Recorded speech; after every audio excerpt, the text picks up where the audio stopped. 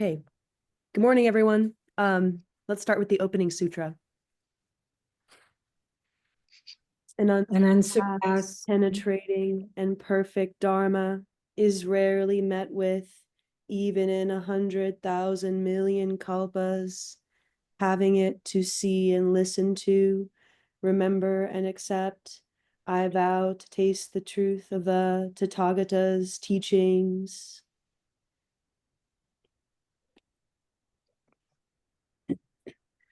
In Buddhism, when Zen practitioners share their understandings of the teaching and practice, it is offered freely as a practice of dana paramita.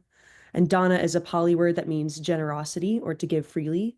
And you do so without judgment or expectation whenever the opportunity arises. So for Chimyo, we're asking for you to donate through the Great Tree website and just leave a note that it is for Chimyo. So that's greattreetemple.org. And then there's a donate button on the upper right. And please leave a note that it is for Chimyo. Our speaker today is Reverend Chimyo Atkinson, who was ordained by Teijo Munnich in 2007 and received the Dharma Transmission in 2015. She received her monastic training at Great Tree and completed Sotoshu International training periods in Japan in 2010 and 2011. She completed additional training periods at Aichi Senmon Nisodo in Nagoya in 2012 and Ryumonji Monastery in Iowa in 2014. Chimyo served as head of practice at Great Tree Zen Women's Temple and volunteered with the sangha at Avery-Mitchell Correctional Institute until 2020. Welcome, Chimyo. Thank you.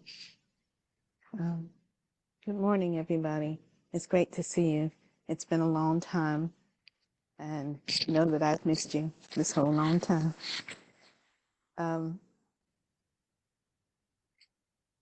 How should I begin this? No beginning, no end. But the title of this event, whatever this is happening, is Empty Head. And I can't remember exactly why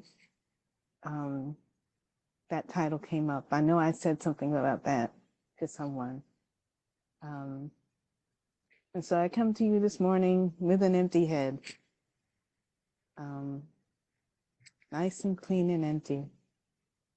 Some of you may know that I had brain surgery back in July.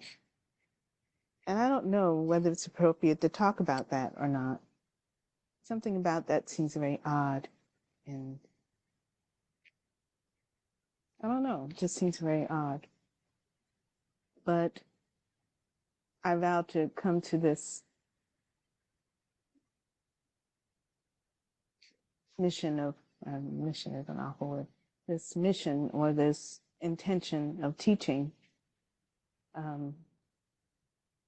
using my own experience with learning Dharma, with experiencing the world. And so this has been my experience for the last 6 months. And so the universe not having given me anything else to use, here it is. But in reference to empty head, and, you know, I had a brain tumor for 18 years, longer than I've been ordained. I went through all my training, all my Dharma training, my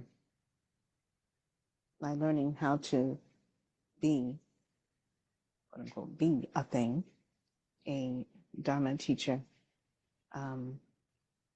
with that in my head.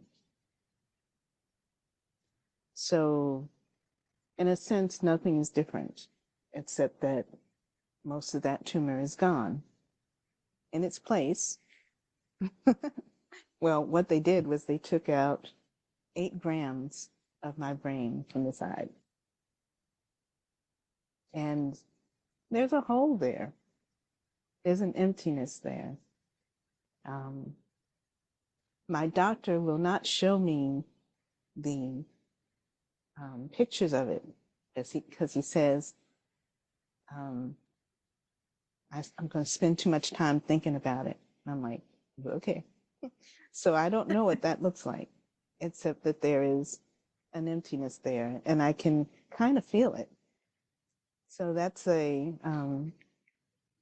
little bit about my experience with that.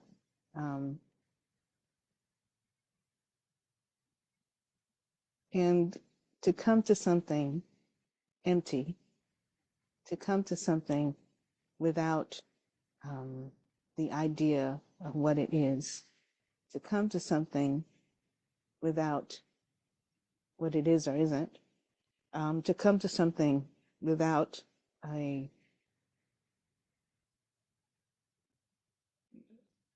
well, what's the best word? An idea, a false understanding of the reality. Basically, with something I made up, because instead of really looking at it, instead of really being present with it, I'm creating my little world with, my ideas of what it's supposed to be, what it's supposed to look like. I'm here at this point in my life, having gone through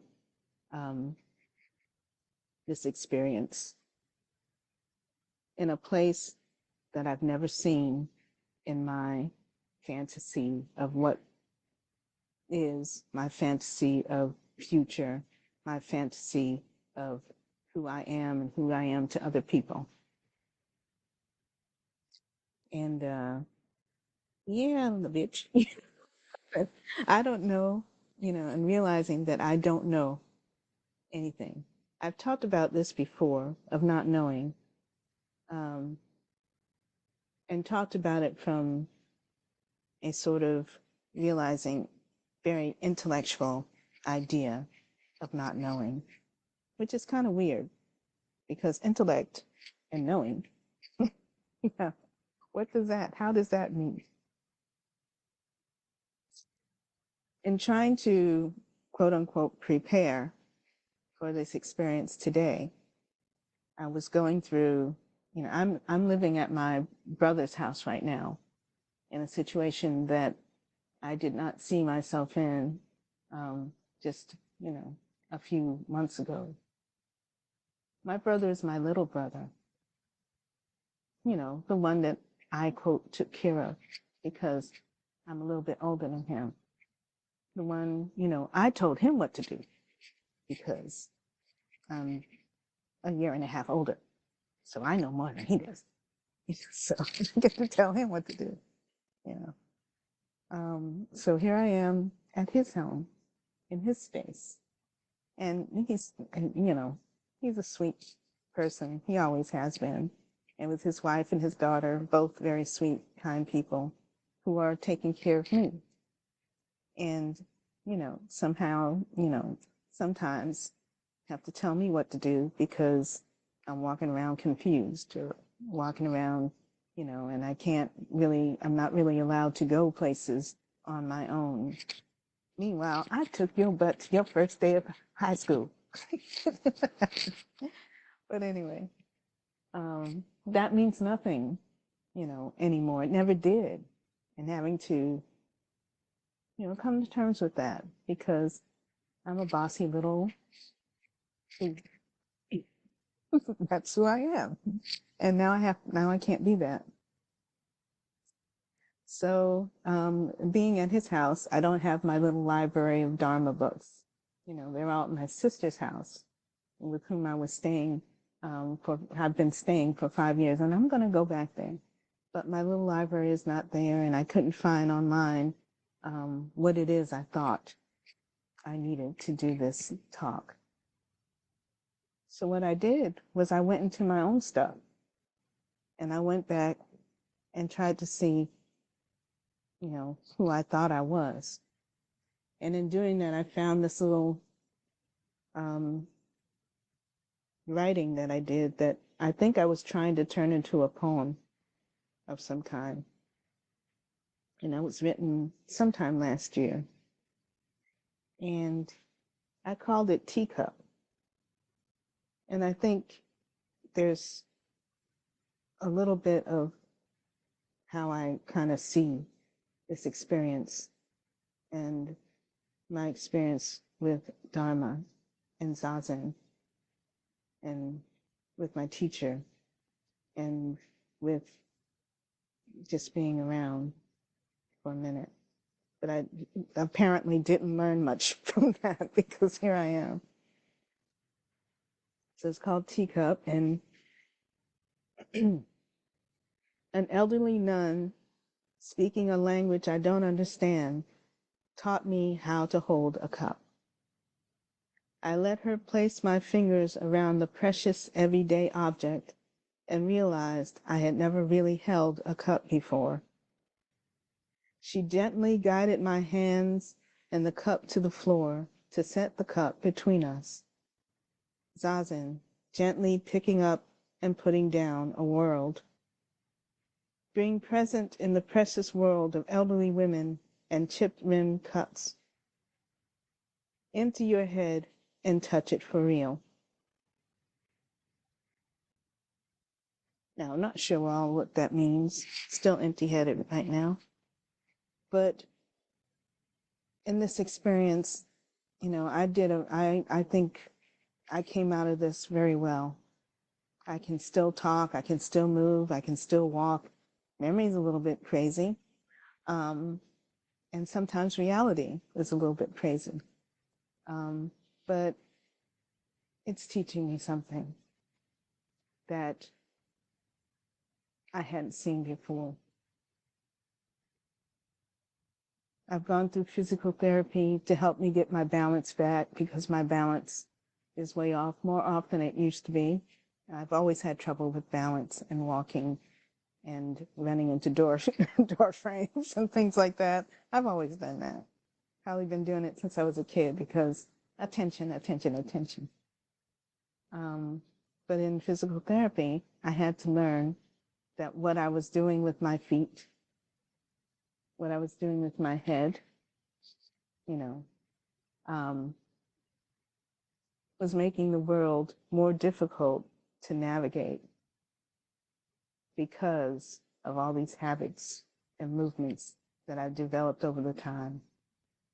And so I walk different. I've learned to walk differently than I have been walking, as far as I know, all my life. That was an experience. Realizing that I walk around like this instead of looking to where I'm going. Didn't realize I did that. That's not present. That's ooh, ooh, ooh, ooh, ooh.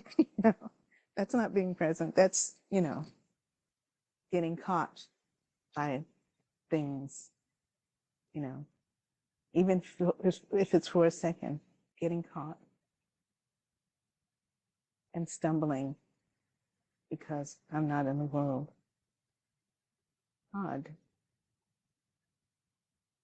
It's learning that sometimes I make up my, all the time, my world. I went somewhere, and usually I'm accompanied by someone, my brother, my sister, you know, when I go to my doctor appointments or I go to, you know, PT or things like that. And I went to a doctor's appointment on my own. I think it was the first time in a while. And I got to the doctor's appointment, and I got through the whole doctor's appointment. And when I came out of, you know, the exam room, I was looking for my brother. I was looking, and I believed so much that he was with me. And I'm walking down. Did you see a man in a red shirt? Blah, blah, blah. He came with me. And the person at the desk is like looking at me. I'm like, who are you talking about? I actually went and poked my head in the men's room, calling his name. So, and then I went downstairs looking, maybe he went downstairs. And, you know, finally I texted him and said, where are you? I finished my appointment. He said, I'm at home. And so I'm like, how did you get home so fast? Still, that's my brain. That factory of belief and, you know, what I want and just flying. And so finally I got back and he wouldn't tell me. He said, I'll tell you when you get home. As I guess he thought I was going to get upset. But I got home and, you know, and my brain was still making that story. Boom, boom, boom, boom, boom, boom, boom. And it took a while. It took a couple of days before I believed what actually happened. That I got in a car by myself and went to my doctor's appointment, and I went by myself. There was nobody with me. It took, you know, hours and hours to spin that story, spin it, and finally get rid of it. And it makes me wonder, in my life, how many times have I done that? You know, I can think of a reason for it happening now because, you know, is that a reason or is that an excuse? Have I always done this? How do I see the world? How much of it am I making up? Because there's so much in my head to be creative with. Yeah. Instead of just being there and being in the reality of things. Yeah. And the reality of things is I was a little afraid of being by myself. So I made somebody to be with me. You know, and that's an extreme sort of thing to happen. But how many times was I in a grocery store and did the same thing? Not in a major way like that, but in ways, you know, where I wasn't wanted was not there. So I put it there. And when it wasn't there, I got mad or upset, or I'm not coming to this store anymore. They don't have what I want. Those kinds of things, little things, you know, that don't really matter. Because it didn't matter he wasn't with me. I got there and I got back. What was the point? You know, how many times have I picked up a cup, you know, and not even noticed what it was? Not even felt its weight really in my hand. This refers to, I was at the Nisodo a million years ago. How long? Long, long time it seems like. Back in 2012. And having tea. And there was an elderly nun, Tomio-san. And I don't know what I was doing, but she placed the cup in my hand. Obviously, you know, there's a cultural thing going on here. And she placed the cup in my hands. Now, usually, here's my cup, my little kitty cat cup. Here I go. Barely any experience to that. But this elderly lady, I can remember her hands were a little bit chilly, a little bit cold. And I'm doing my regular, whatever. But for some reason, whatever I was doing, she noticed. And she took the cup, a smaller cup than this, and put it in my hands. And I felt the weight. And I felt her hands. And she put it in my hands. Yeah. And she put my fingers around it. It was more of a chawan. A chawan is a cup in which you drink green tea. And she put it in my hands and she, you know, arranged my fingers around it. And when you place it, when you pick this up, this is utilitarian. This is like you're a machine. You might as well be a machine. But when you hold it with attention, you feel it You feel its contours. You can even feel a little bit the movement of the tea, in this case, coffee, in the cup. A little bit, if you just really concentrate. And you feel where it's cold, where it's warm. And with her hands around yours, you feel her feeling you and you feeling her. And there's a whole different experience going on. I'm sitting here talking about it. So the attention is broken a little bit, a little shattered. But it's there.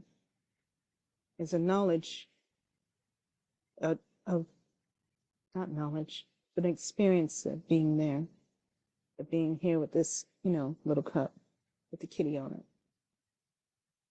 The cup that I was using with her had a little chip on the rim that I hadn't noticed. I just picked, you're not supposed to use a cup with a chip in the rim, at least not at the Nisodo. That is improper. You get a proper cup. But I had a cup with a chip on it, and she pointed it out. And then she taught me how to sit it down. And, not the plunk, but the gently putting it down and leaving it, being present with it, and then not being with it in a physical way. But still, in a sense, being with it because you're placing it in another space in the world. And you're being careful that it's not on the edge of the table.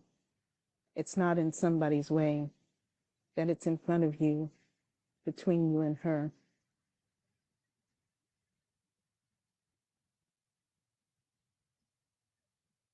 And all the things that are going on in my mind when I pick up this cup, not paying attention to it, not being with it, not enjoying it fully, not tasting it fully, because my head's all over here. And noticing that I'm doing that. I really appreciated that with her, experience with her. And afterwards, when it was time for Zazen, I kind of had that same experience.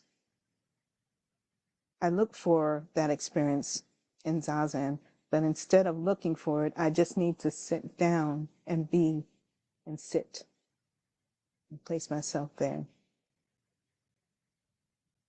In the Nisodo, we sat on the tan, the shelf in the Soto. And you have to put yourself up on the shelf in a certain way so that your feet don't touch a part of that food is served on. And remembering, and there's a way to do it, but you have to have the upper body strength to get up there. So not having upper body strength and being a little bit short, not small, not tiny, the way people call me, which really annoys me, but being small and lifting your body, your whole body on your arms to swing your body up onto that shelf. That's an experience there. That's an experience of touching the tan, feeling it has tatami on it, feeling the tatami under your fingers and feeling it press into your hand as you put all of your weight, all of yourself onto your arms and into those hands and into the tan so that you can swing your body up and turn. It's like gymnastics for someone like me. But that experience, and you do that several times a day. Several times a day, and to the point where you don't pay attention to it. You're just getting up there. You're getting up here. Zazen time, instead of all of it, all of it, all of you, all the time, all of everybody in the room. Not just doing something, but really being something.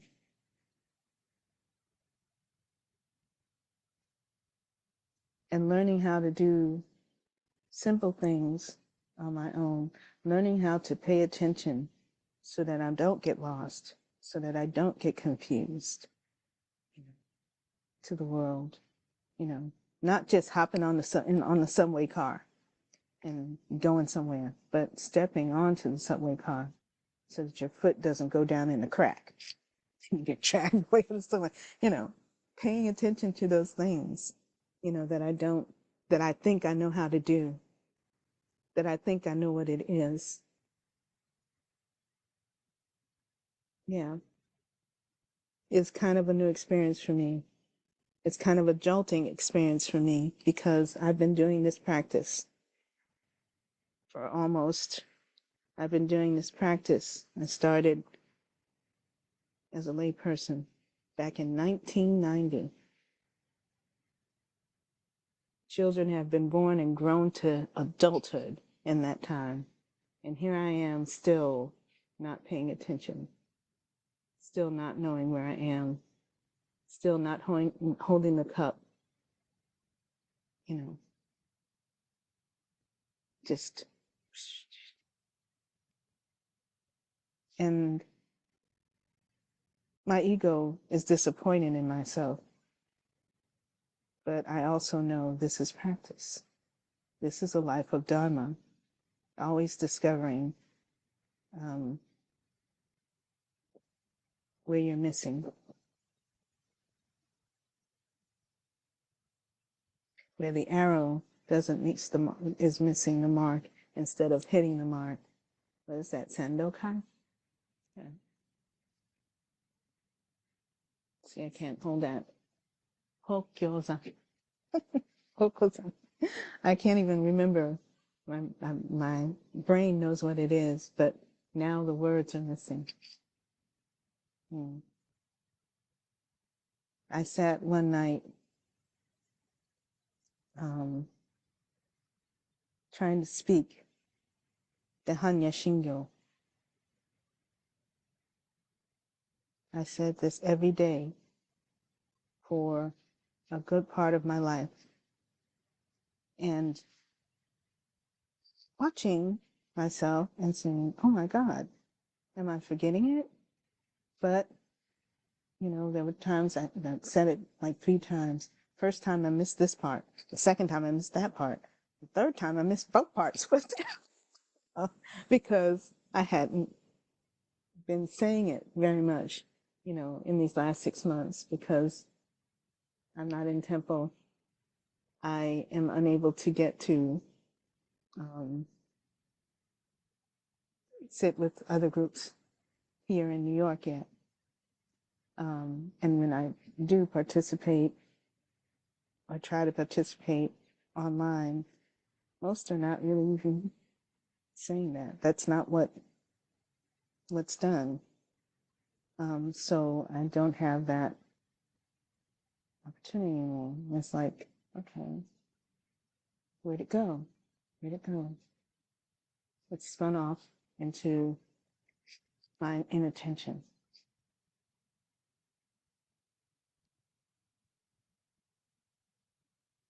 And that frightens me some. I don't know that it should. But it also gives me an opportunity to relearn it, to take away the 30 plus years of thinking I know something and to hear it fully again, to say it fully again. And that opportunity is every day, has been every day for all this time, and yet spinning away. Or maybe it's just spinning in that little hole, that 8 grams hole in there,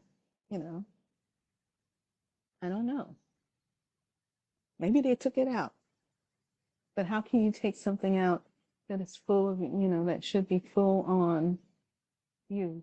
That's you. Everything that my hand touches, it's not just my hand, it's hand cup. Hand cup. It's hand Tomio-san, Tomio-sensei, who put my hands around that cup, whose cold hands placed me in the world.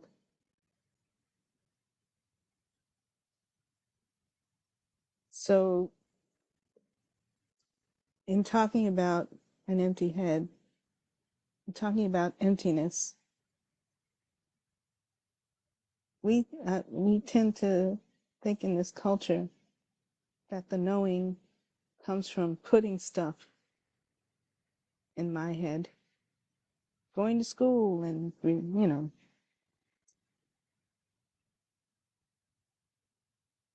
doing things by rote, going to school and, picking it up from a book, going to Dharma talks and taking in what somebody says, whether it's true or not, whether it's real or not, instead of making that space for that experience to not necessarily be new again, but to be fully present with it, always, in a way that has intention and real, fully wanting to know, in the way that when you first learn something, when it first is you're first conscious of it, we do, instead of letting it kind of fester and turn. I have this idea of, cotton candy Dharma. Oh, just let it spin, let all that sugar spin. And in the end, it's just fluff when I do that. I want the fluff. I don't want the stone. I want the open. I want the full-on wind and movement and contact with Dharma. And how can I do that when I got all this stuff, when I'm looking here and there and tripping over myself? I'm not in paying attention. And that's the emptiness that we talk about. In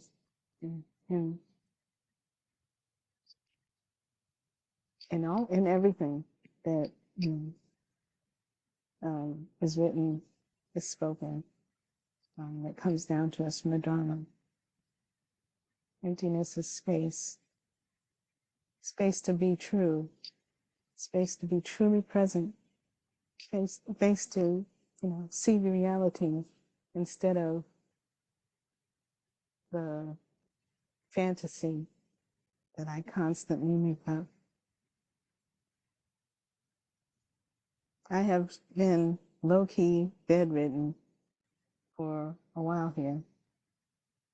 And so I've got this experience of just laying like, nothing's happening, nothing's happening. Not because I can't move, but because that's what I have to do in order to, I guess, get well, or I had to do. I'm moving around a lot now. And thank you for inviting me to talk to you, because this is movement for me. This is returning to the world instead of retreating. But in that no space of recuperation, I guess, I find all these things flying through my head, and I find, all of this stuff that I made up all of this fantasy land, fantasy island. Simone, your fantasy island that is Simone. And I see the places where it's just full of junk.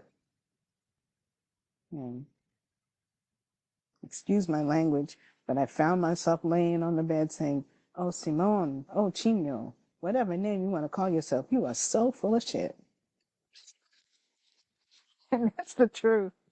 That's the truth. And it's like, okay, but when I get up, what's going to happen? What's going to happen? What happened was, I got up, I went to the doctor, and I made up a whole scenario.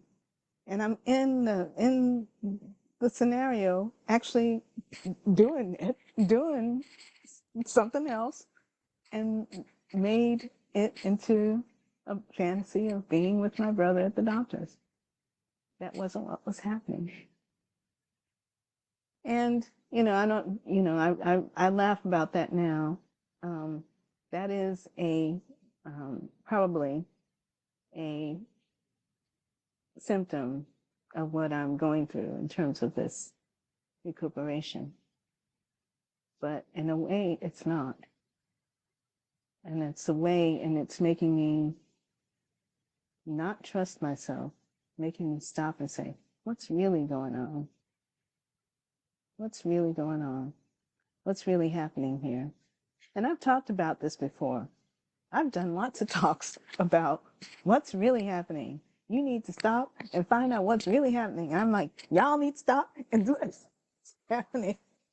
Blah, blah, blah, blah, blah, blah, blah. And here I am, I'm like, gee, I need to apologize to them people. and listen to say, who am I, to give a talk on that? And here I am. And maybe it took a little space in my brain, to see myself.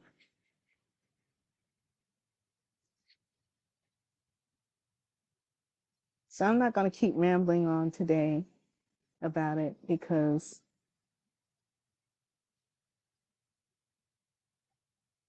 it's showing me what I don't know, that I don't know how to walk in the world without tripping over myself because I'm not paying attention.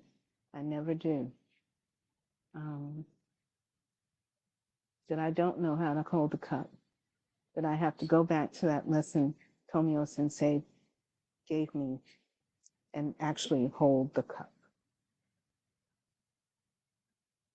That my relation to the world is sometimes a fantasy. Who's there?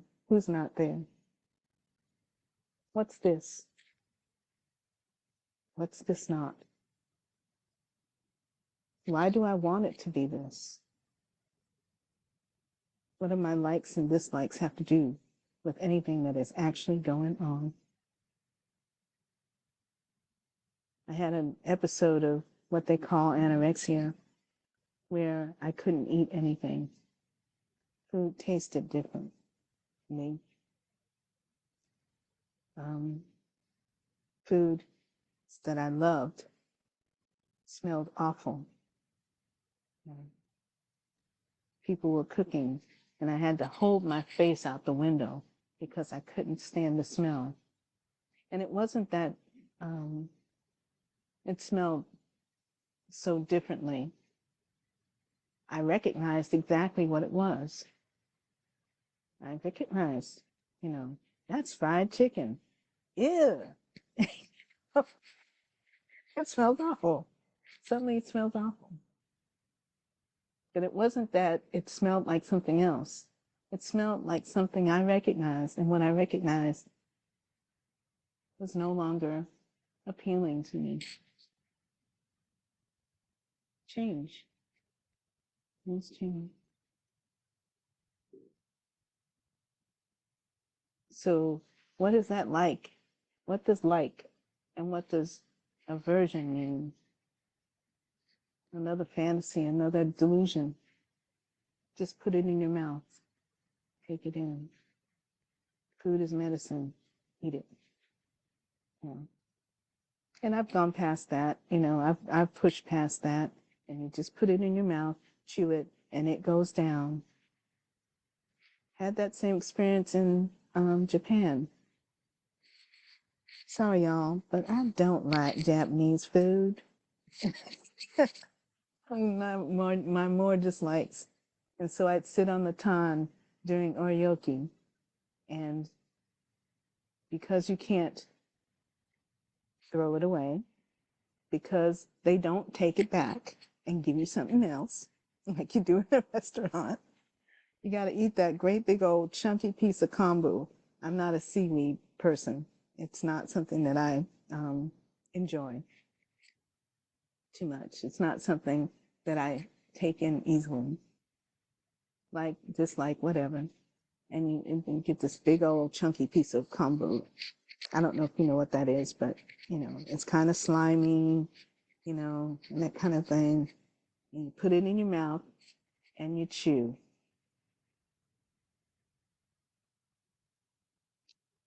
And you try to hurry up because oryoki, the service keeps on going and keeps on going. Get it down, get it down. And I got it down and I didn't die and it was over, And I don't know if it kept me healthy during that time, but it was food and it kept me moving. And learning to do that with things, as long as they're not toxic to you, as long as they're not something that it's going to make you sick or that you're allergic to or whatever. Why can't I just put that in my mouth? Why can't I just taste this experience that is happening to me and see it for what it is? Not because I didn't want to get up this morning and go to work. This is what I do. This is what happens. There are good things that come out of this. There are bad things, quote unquote, that come out of this. But this is where I am. Just be here. Do that work as best as I can. And whatever that work is, make sure it is of benefit to the world. It can't be a benefit if I'm sitting there hating. I can't be nourished if I'm sitting there trying to pick the kombu out of everything. Like I got time to do that during service. No, you don't. And yeah, I did do that. And put it in a tissue and try to hide it and all that kind of stuff. All that time wasted when all I had to do was put it in my mouth and keep going. It wasn't going to kill me. It was there to nourish me. And even if the taste wasn't great, I didn't like it. Somebody fixed that kombu, put that together for my nourishment. And just that in itself, that fact in itself, is the nourishment that I need. And so when I fix the kombu, fix it with that intention. Even though it's slimy and it's all over my hands, whatever. Fix it with that intention. Drop that, aversion, and understand that what you put into fixing that kombu, what you put into doing that work every day, is what you give to somebody else. It destroys the kombu. It destroys the work. Do it. Pay attention. Hold the cup. Put it down gently. Drink it and actually taste it. Actually touch it for real. Instead of all this zoom, zoom, zoom, zoom, zoom, zoom, zoom, zoom, zoom, zoom, fantasy factory in my head. So I think I'll stop there. I think there was one other thing I wanted to say very quickly. I wrote, she gently guided my hands and the cup to the floor to set the cup between us, gently pick up and putting down the world is Dharma. Is this practice, is Dharma. It's what Tomio Sensei taught me is what I want to give as a priest, as a Dharma teacher. I still have trouble defining myself as that. Is there some aversion to that? Maybe, let me look at that. Is what Teijo gives to us. Is what Dharma teachers, whoever they are, if they for real, let me stop, are trying to give to us. And it's what we pass on in our lives as a result of that teaching. How to gently pick up and touch and experience. How to pick it up and set it down gently, whatever it is. How to engage other human beings, other beings, period, with the same attention and care, with the same curiosity that you do when you pick up something new. You try to learn about it. You try to be with it. Is what you do when you pick up that old cup. Is what you do when you walk in the house and there's that, ooh, the same lady I've been married to for 50,000 years. Hey. That same care, that same attention, that same wonder of the world. When you place your foot down on the floor, and then the next step, and then the next step. Yeah. Now, you can't be walking around, ooh, ooh, ooh. New step, new piece of floor. Maybe we can't walk around like that, in a practical way. But we can pay attention to where we're going and how we place that foot.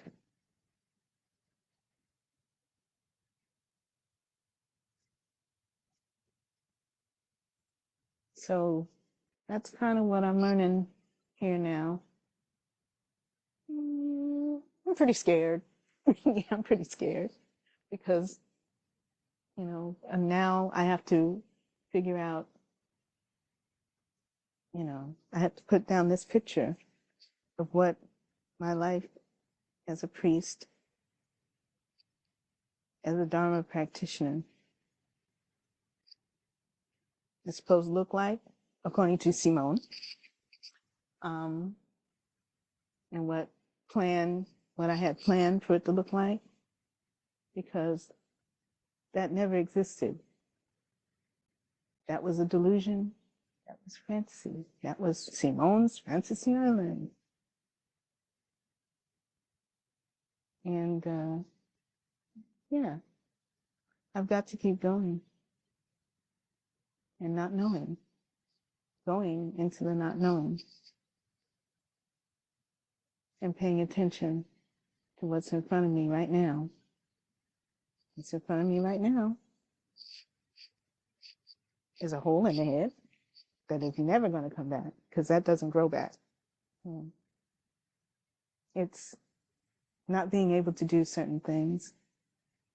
According to my social worker, more than likely, I will never be allowed to drive again. So, yeah, what does that look like? Somebody has to take me somewhere. I have to walk somewhere. What does it look like? Walking differently, and eventually I will get used to how I move now in the world, how I walk down the street, looks a little more wobbly. I always used to waddle, I used to waddle like Miss Piggy, actually roast Miss Piggy, Miss Piggy. and waddle around, looks a little funny, looks a little bit like an old lady. But those are things, that's just the reality. It shouldn't stop me from doing a thing. Now, it may have to do it in a different way, as everybody in your experience is going to have to stop for a minute and say, oh, reality.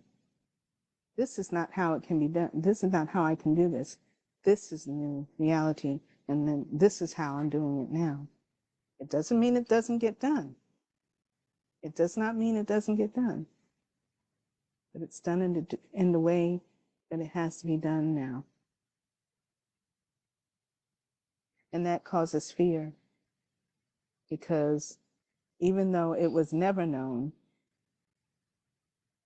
Simone's fantasy is dead. No, Simone's fantasy is gone. And this thing that wasn't my made up stuff, it doesn't, it's not the way I would have done it. This thing over here now has to be explored. And can I explore that with curiosity, with openness, in the way that I have to look at the Hanya Shingyo now and relearn it?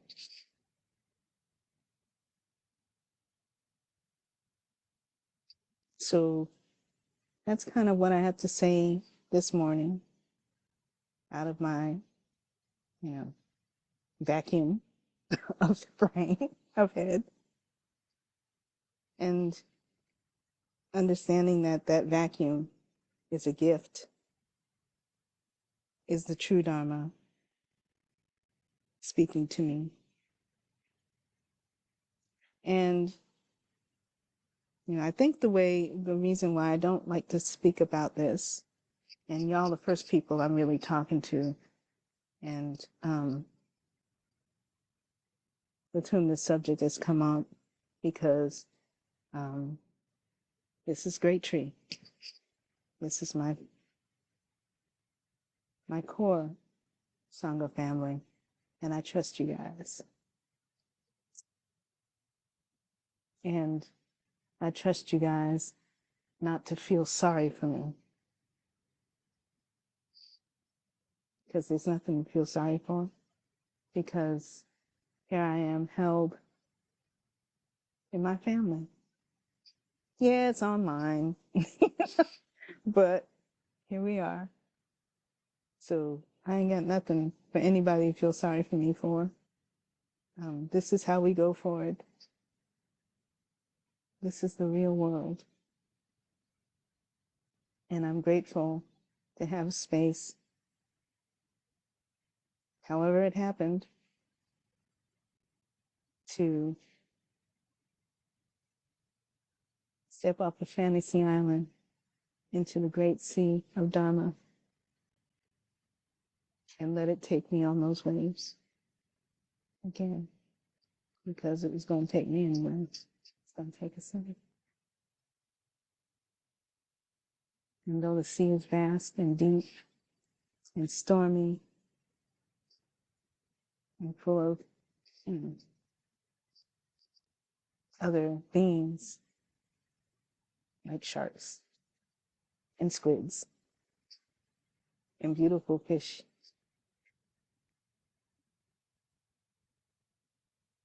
we float there. And this is it. So thank you very much for listening to me and my, echoing head, whatever echoed out of my head today. I really appreciate it. And I do appreciate being able to continue this intention of priesthood with you all. You allow me to live this life.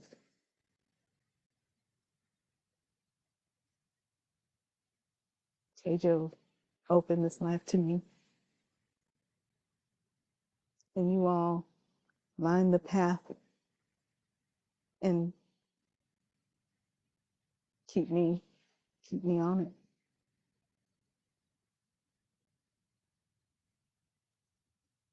I feel like one of those people running the marathon and y'all are passing me water, you know, just by showing up here. Pass me the water so I can keep running. Hopefully in a straight line, and the path is not straight. Hopefully looking forward instead of all over the place, you know, and staying on the path. So thank you all.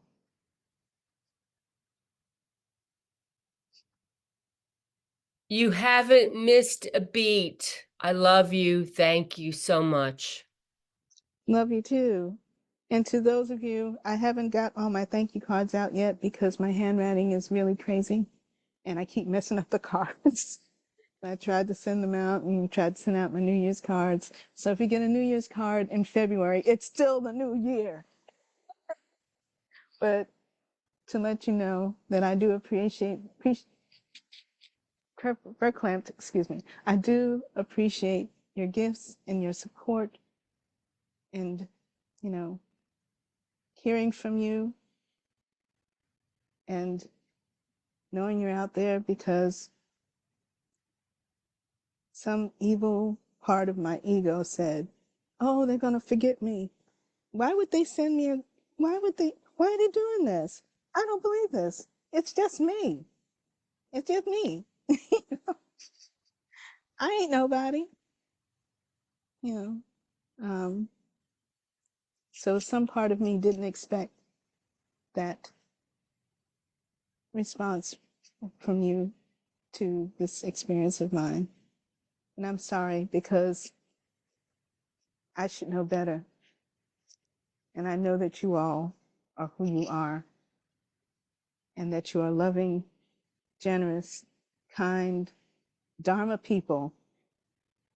And how dare I, you know, feel that. Y'all don't have empathy or sympathy or whatever. I can't remember what the Dharma word is for it. But that y'all don't hold that in you. Otherwise you wouldn't be in this practice. Otherwise you wouldn't be in this seeking with me. So forgive me for thinking that. And thank you. Thank you very much, Chimyo. This was really beautiful. We're close to 11 o'clock, so I think we shouldn't open up the conversation, but you said it all, so we don't have anything else to say, I don't think. Yeah, I still talk too much. Sorry. No, you don't. It's good to see you all. Oh yeah, I do. So we'll give back the merit.